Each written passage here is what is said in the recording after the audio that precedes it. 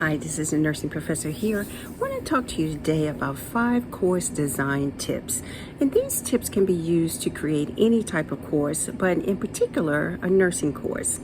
And so I'm going to share with you some tips that are really helpful to make your course a little less exhausting for both you and your student. All right, so we're going to take a look here, have a copy of a sample of page 1 of one of my syllabus.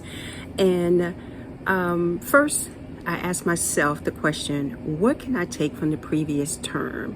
And so looking at this page here, you can see in week 1, it says Intro to Nursing 117, talks about nursing past and present, infection control, and then orientation to some tools that we use.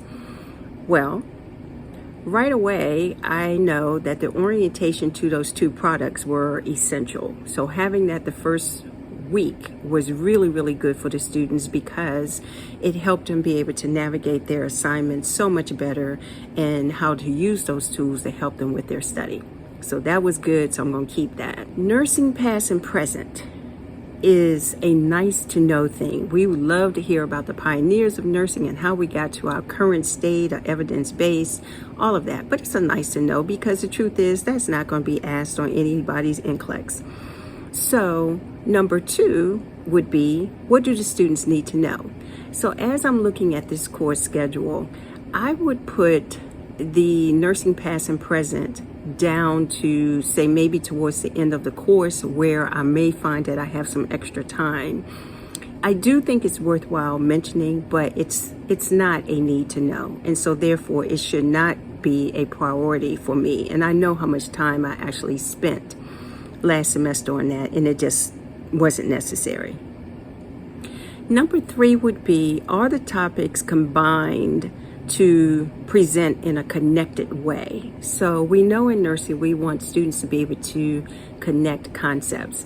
So again, taking a look here at week number 2, where it has hygiene and vital signs. Well, those are pretty much connected because the truth is this: we need to know about infection control and hygiene before we take someone's vital signs. We know that hand washing is the number 1 way of preventing the spread of bacteria, and so we want our students to be well prepared and have practiced that enough so that they know that that's a must before they move on to actually taking vital signs.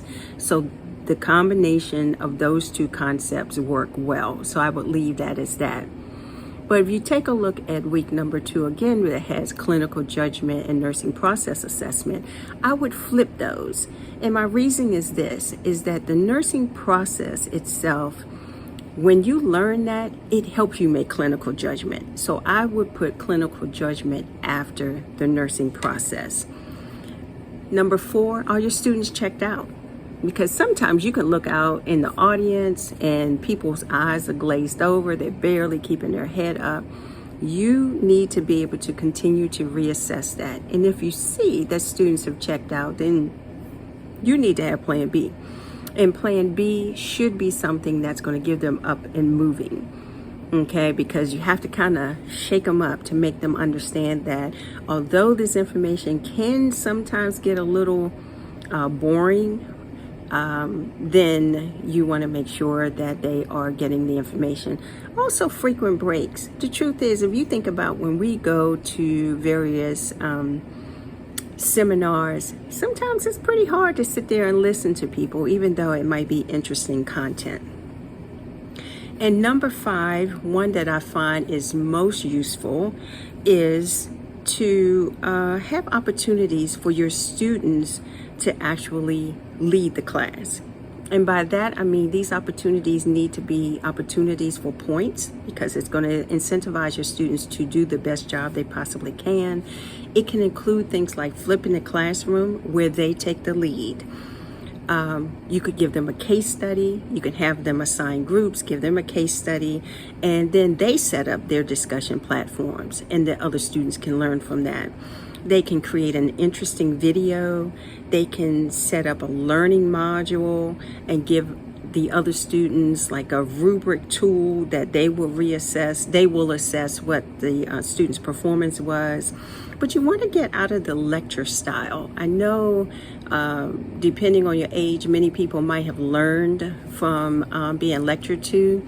But evidence is showing that we don't retain information that much when we're only lecturing. So you want to shake it up, give it some flavor, give it some variation so that your students can use what their best learning style is. And we know learning styles differ from student to student. So if you get them up and moving, maybe the kinesthetic learner can learn better from that movement.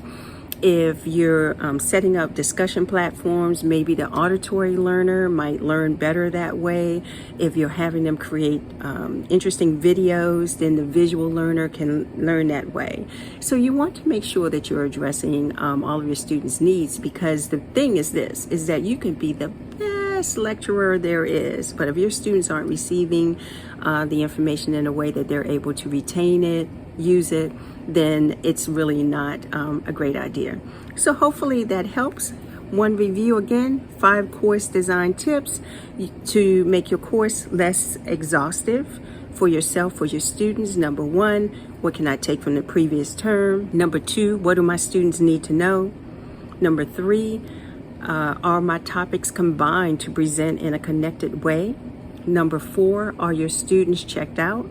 And number 5, build in opportunities for your students to lead your course where they'll be creative. They can make videos, they can do a case study, they can do a platform discussion, they can set up learning modules, but we want them to get out of only learning by the lecture style. So hopefully that helps. Comment down below. Bye for now.